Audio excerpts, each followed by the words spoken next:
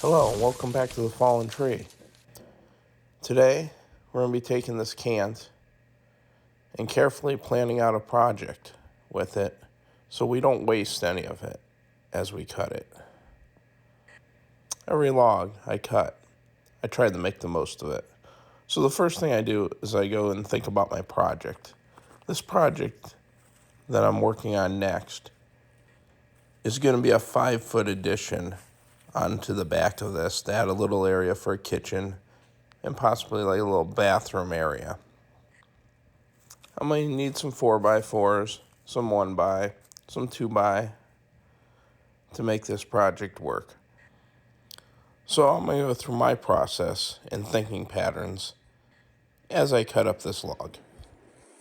Okay, so at this point, I got my cant made. I've got 2 pieces of wood that I've got at 1x that I'm going to have to resaw, square up the edges. Right now it's just live edge. I could leave it like that.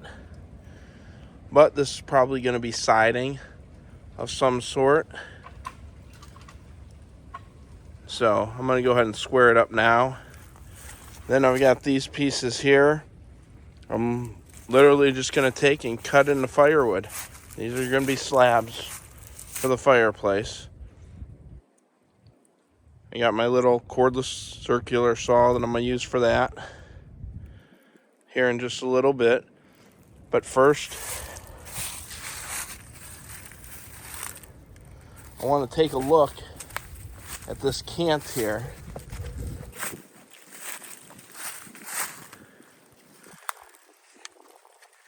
And explain how I personally am going to tackle this and get what I want out of it.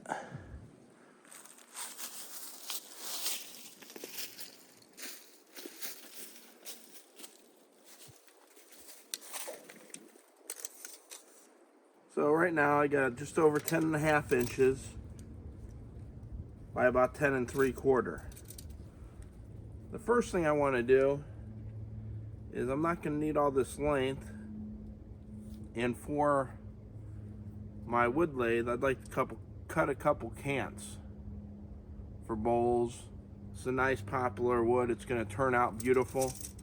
So we've got this pit right in the middle here.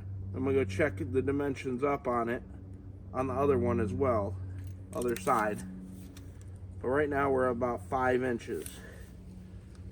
So I cut a nice 5-inch piece out of this and have some chunks to make into bowl blanks.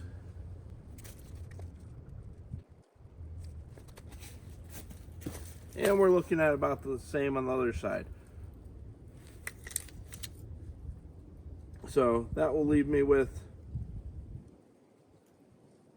a couple 5-inch chunks I can cut up with the chainsaw. And then I can come up here, I can cut 1 inch off. Or I can use that 5.5 inches and turn it sideways, and I can start cutting 1x's with it. With that section there. Which is probably what I'm going to do. I'm going to cut this piece at 5 inches. I'm going to cut some bowl blanks out of it. Keep about 8 foot of it. And I'm going to make 1 by 5 inches. And then I'm going to take the rest of this and make 5.5 or so by 1 inch pieces for siding. So what my strategy will be when I do this 5-inch piece, is I'll probably come down this side, take a couple out. I'll take a couple out this way until I get to about 5 or 6 inches in this direction. Then I'll flip it over and I'll start cutting them this direction.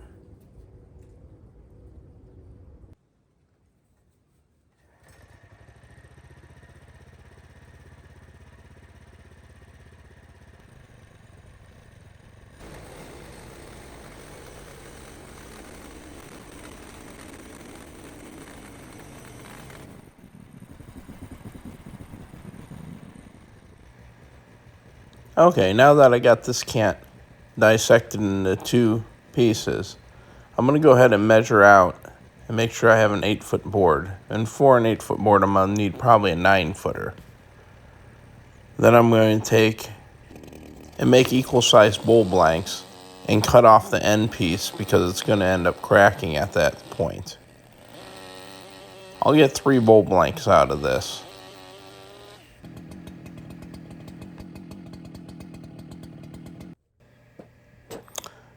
Then we'll flip these up on their side, and I'm going to end up cutting both of them at the same time, one next to the other.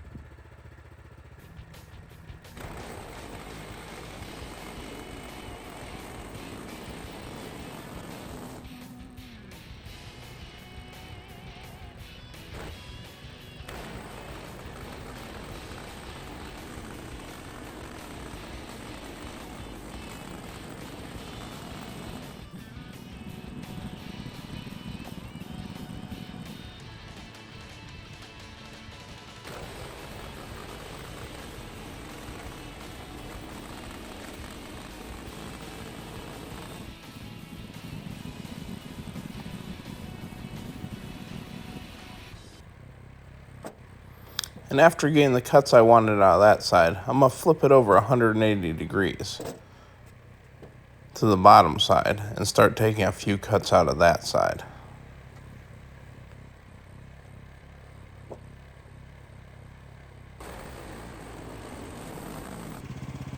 When lowering the blade, I'm looking at my scale here, and I'll bring it down just past where I want it and then crank it up just a little bit to hold its position.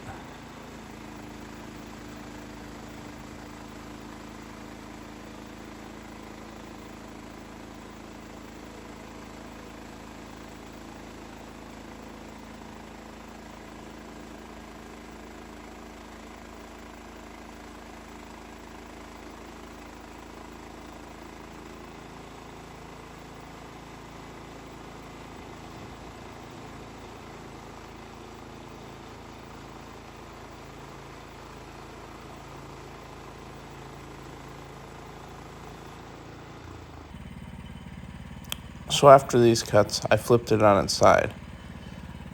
And I'm just going to take a second to show you the stresses on the logs. Even though you have them on level bunks, you'll notice that they're not quite straight.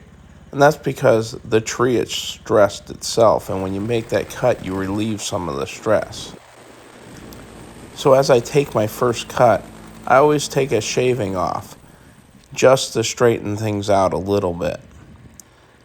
As you'll see here on this one, it was curved up on both ends, just a little bit, to make these wedges. And that's why you always cut your logs a little bit longer than what you want, because the ends are gonna be a little irregular or possibly have some checks in them. So I'd recommend that you cut your logs at least a foot longer, maybe 1.5 feet, than what you plan on using.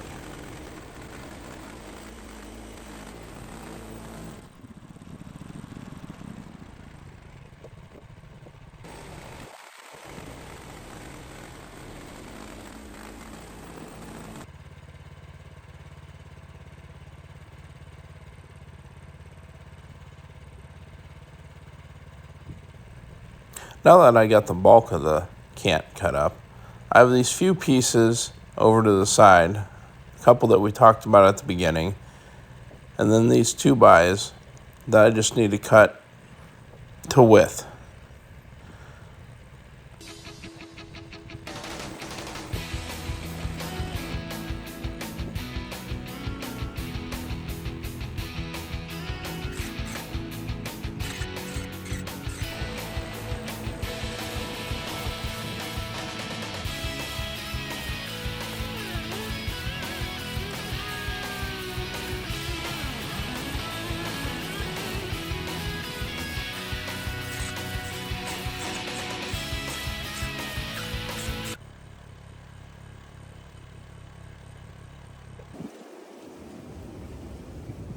Alright, so here's the pile of wood we got out of that 15-inch poplar.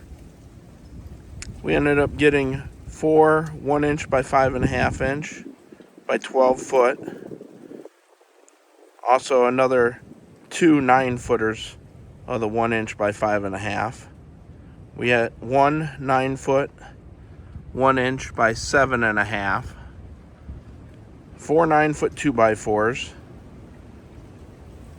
3 9-foot lengths of 1/2-inch batten material for the cabin when we go to do the board and batten. We ended up getting a 9-foot and a 12-foot 4x4 out of it. And 3 10-inch by 5-inch bowl blanks for the lathe. And then we didn't let anything go to waste here. Anything extra, the slabs, the small pieces, we cut up in the firewood. That's probably about a day and a half's worth of firewood for my house anyways, with my stove. That will keep us about 75 degrees for probably a day and a half, 2 days. There's some from last year. And I also try to utilize all the cutoffs when I'm building the cabin too. I save them up in these little buckets. And I take those up and burn them once they're sat for a while and seasoned. So that's how I make the most out of my logs. If you like this channel and haven't yet, please click subscribe, like, share with your friends. If you have any ideas on what you'd like to see in future videos, feel free to let me know. And thanks again for joining my journey. Till next time, my friends.